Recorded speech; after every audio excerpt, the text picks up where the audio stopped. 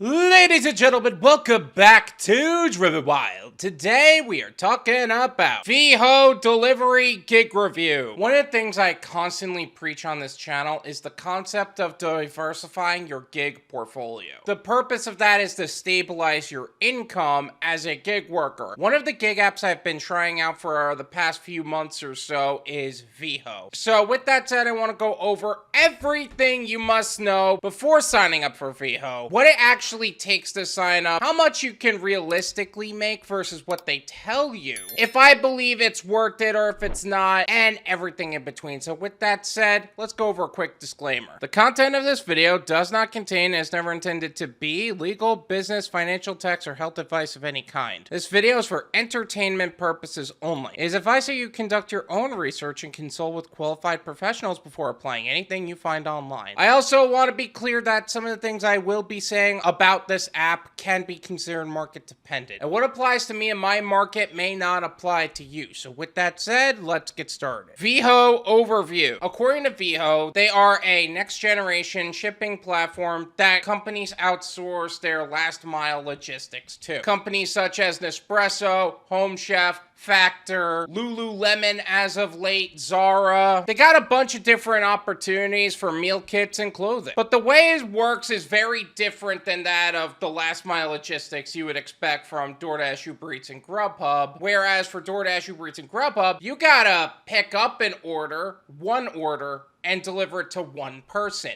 That's it. This is actually more similarly to Amazon Flex, to where you pick up a route that they tell you a certain amount of money for a certain amount of time you're going to be putting in, and you will have to go to a warehouse to pick up a bunch of packages and complete the route in which you will actually receive. Now, the longer the route, the more packages you're going to have, but the more money you're going to make. However, I will say this, as of late, it's been less about the number of packages as opposed to how long it would actually take you to complete those packages. And I'll go over that later. The sign-up requirements. So in order for you to sign up for Veho, you'll need your driver's license and car insurance. Expected. A virtual registration route, so a mock route to be completed at home. I didn't have to do this, but I feel like it's about time they implemented something like that. Document signing, background check, that's your W-4 and all that stuff. It's kind of important to you actually onboarding onto the platform. You need to be at least 25 years old. So that's actually the highest age requirement I've seen in the gig economy so far. It's usually been 18 or older, 21 or older. All of those are expected. Now they got 25 and older. That is actually one of the most interesting things I've seen so far. You need to have a large sedan or a bigger vehicle. A small sedan would be considered a Honda Civic, a Nissan Sentra, a Subaru Impreza, according to them. Those are considered small. A large sedan or a bigger vehicle in general is necessary to deliver on Veho. I drive a Toyota RAV4 and I qualify for most routes. Again, they do make it absolutely clear that you have to pick up all the packages from a warehouse. So there has to be a warehouse near you in order to do that. I'm going to leave the registration form in the description, and it actually has a tab to actually go through all the cities that it could possibly be in. But make sure you check out that page and see if there's a warehouse or an area near you to where you could pick up these packages and be on Veho yourself. Now, according to Indeed on Veho, you can expect to make about $20-21 an hour. That's going to vary market to market, but I do want to be absolutely clear. You are not being paid for your time, you're being paid for the work you actually do. So if you get the route done sooner, you're done.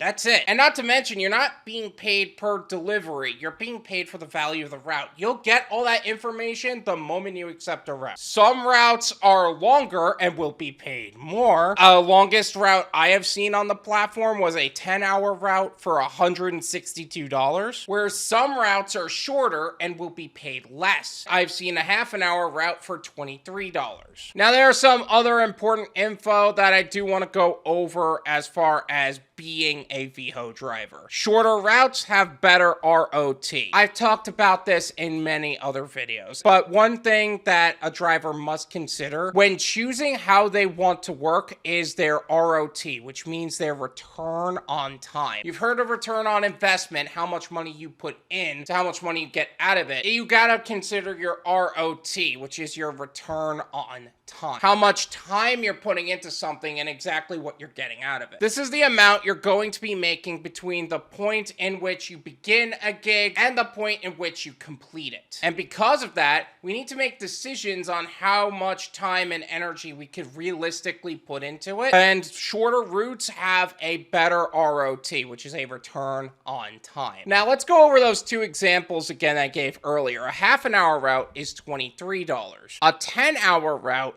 is $162. A 10-hour route has 20 half hours. 20 half hours times 23 is 460. That said, however, most people can grab one route a day, period. There is no, I can get like 10, 20 routes in a single day. You'll be lucky to get 2, let alone the impossibility of getting 20. But is it possible to make $162 with shorter routes and using other apps like DoorDash, Uber Eats, Grubhub, Instacart, Shipt, and other things of that nature to fill in the gap when food delivery and grocery delivery are more favorable to multi-appers? Yes, especially for the main point of Veho to begin with, and I'll go over that later. Longer routes can be completed in much less time. So shorter routes pay more for the displayed hours, but if you work quickly, you could cut down the time in which the route is displayed. Longer routes have a lot of time. That 10-hour route can be reduced with quick driving, efficient methods, and things just going your way. They kind of make it 10 hours to fit in wiggle room like traffic, challenges on the road, gated communities, call boxes, things to that effect. Now, shorter routes have a harder time with that. I have finished routes for 2 hours in an hour and a half. I have finished routes that are 4 hours long in less than 3 hours. I have finished 6-hour routes in 4.5 hours.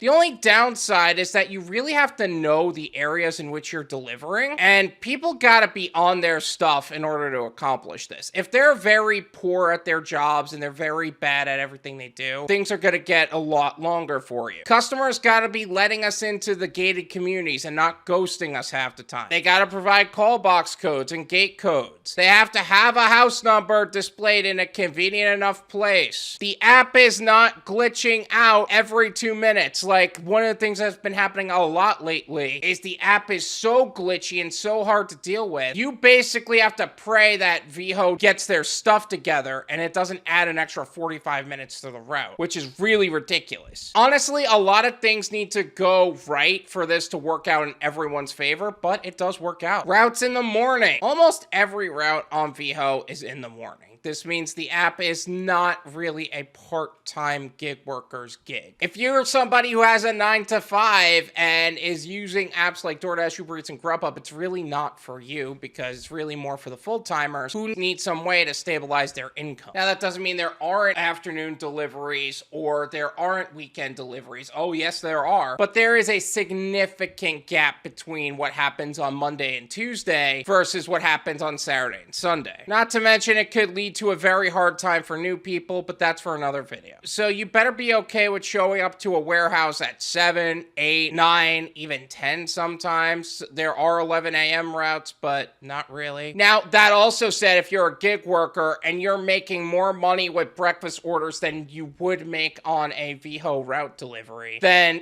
there's no need to add this to your gig portfolio. Just saying. Although I would sign up just to have it available, but either way. Routes can be hard to grab. Seriously? Especially if you're somebody who's brand new. The routes are taken so quickly, most people don't even have a chance to determine the specifics before it is taken by someone else. Routes drop at 8 o'clock near me, right? I have an alarm on my phone that goes off at 7:59 p.m. I wait and watch the app until it hits 8 a.m. and I'm refreshing the app like I'm trying to buy popular tickets like Comic-Con or Taylor Swift or Matt Rife, and at 8:01, they're gone.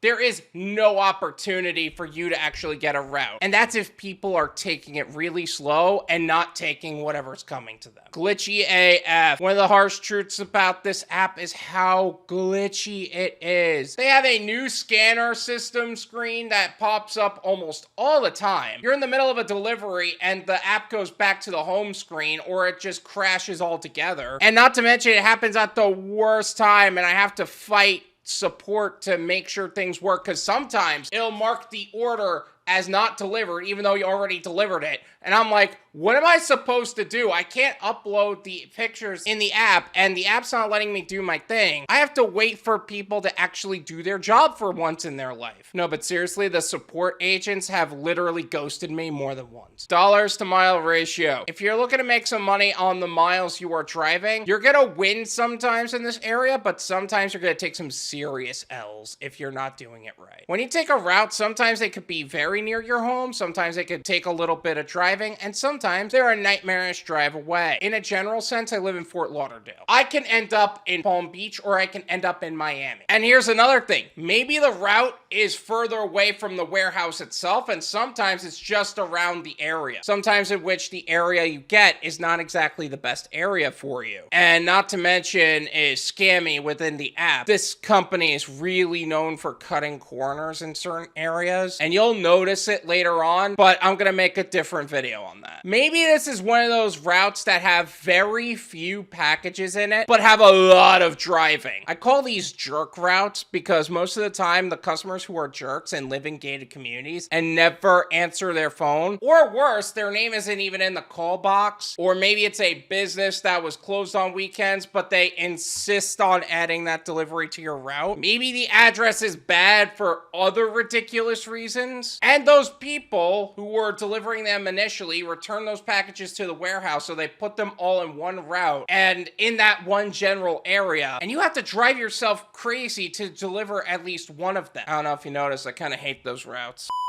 Ratings are BS. I'm gonna tell you something right now. I hate their rating system. I hate it so much. It's a 5-star rating system asking about the quality of their delivery. Like we have control over their opinion on how the quality of the delivery was. We leave the order by the door. Forget how some deliveries are in gated communities and I have to spam call them just to get through the gate. Forget how some customers you never see because it is a package. They want the entire quality of the delivery to be rated by the customer. And by the way, most of the time, you're getting packages that look crumpled as hell. Because they put them on a cart, they leave them there until you pick them up, and then you deliver them. And again, these are meal kits, so these are food that is wet and marinating in something, and they just leave it on a cart. I don't know how they could put drivers in such a BS position, but I think it is such a really disrespectful method of wrongfully deactivating good drivers, because literally nothing about what is being rated upon us is in control of the driver. Nothing. It's one thing if the order is thrown over a gate or in a bush, or you left a meal kit in the beating sun and you could have put it somewhere else. But seriously, a 5-star rating on the overall quality of the delivery? That's just wrong. That shouldn't be put on the driver. Is it worth it? Honestly, I talked about a lot of downer things, but I think that for me, so far, it's been worth it, but it's really not for everybody, and it really depends on who you are as a person and how you want to make money. Let's talk about each of the potential options of who you are as a gig worker. Let's talk about the part-timers for a second. Like I said, if you have a 9 to 5, you're probably not going to have enough time anyway, and this gig app is not flexible enough to allow for evenings and afternoons, and it's really hard for new people to get routes a lot of the times. Full-time gig workers. This is a decent gig app to stabilize your income during slower times, such as the mornings, the breakfast runs. I know the summer slowdown has been hitting a lot of people recently. The New Year's slowdown, this definitely stabilized my income during that time. But the dollars to mile ratio will eat at you first thing in the day, so keep that in mind too. Make sure you're taking a route that actually covers most of that. Gig tubers, specifically ride-along gig tubers. I know I'm not a ride-along full-blown gig tuber by any means, and I really don't have any place on telling you how to make your content, but it has been brought to my attention, or really the attention of other gig tubers, and I've just been reading in the comments, how most people find DoorDash, Uber Eats, and Grubhub videos just generally more exciting than medical courier or package delivery, Amazon Flex, Veho, things like that. Should that stop you? I don't know. That's up to you. But if that's not going to be entertaining, it may not be worth it. It's just a thought. What about the informational gig tubers? Gig tubers that are just making content at their desk like me. They're not really out there as much. They're not making as much out there content. That's really up to you. I will say this. I have not seen too many people talk about some of the things that we would need to know as gig workers. So there may be some opportunity there, but feel free to do what you want. What about the entrepreneurs? The people that are using this as an income bridge to what would be a long-term goal, as I teach all the time. These are the independent couriers, the people who have a business outside of delivery entirely. Let's talk about those people. Independent couriers. I have seen massive amounts of cargo vans, and I know there are literal programs designed for larger vehicles on the Veho platform, so that is an awesome sight to see. Heck, I have seen people in Amazon vests and Amazon decals on their car come through and make money on this app, and this is a good additional income for you as well. Not to mention, it's probably easier to get into buildings if they think you're from Amazon. I'm just saying. What about those building a business outside of delivery entirely? If you're anything like me, if you're building a YouTube channel, if you're starting a website, an online store, or really any business outside of delivery in general, it's a decent addition to a gig portfolio, but I'll speak for myself when I say this. I can't imagine this being too long of a term of a income for me. When this channel and the overall plan of mine can sustain enough of my income to where it's a little bit more reliable and I could press more into it financially speaking and personal time speaking, this is probably going to be one of the first apps to take a back seat. You know what I'm saying? That way I could commit more time to the videos I'm making, the content I'm producing, as well as some other opportunities I plan to press into in the future. So I could tell you guys about that and make content about that. But that also said, when you're developing your gig portfolio and you're developing that exit strategy, you also got to develop that transition strategy of how you're going to start to relieve yourself from these gig apps as far as a dependency and more towards how you're going to be able to leave them long term. But I will say this overall, this is not a solo app. Regardless of any of the facts I said above, this app is not to be done as a solo gig. The truth is that this is an app to add to your gig portfolio to stabilize your income. It's not dependable as a main source of income, at least long term. So stick with the main principles that I've been saying. Have a diverse gig portfolio and develop a solid exit strategy, and you will be okay. Did I miss anything? Is there anything in regards to the general overview of Veho that I have not covered in this video? Let me know in the comments. Let's make sure that anybody who's thinking about starting on the Veho delivery platform knows what they need to know and are going to make the most amount of money in the least amount of time as possible. Thank you so much for watching. I really appreciate it. As always, make sure to hit the like button, subscribe if you're new, and I'll see you guys next time. Peace.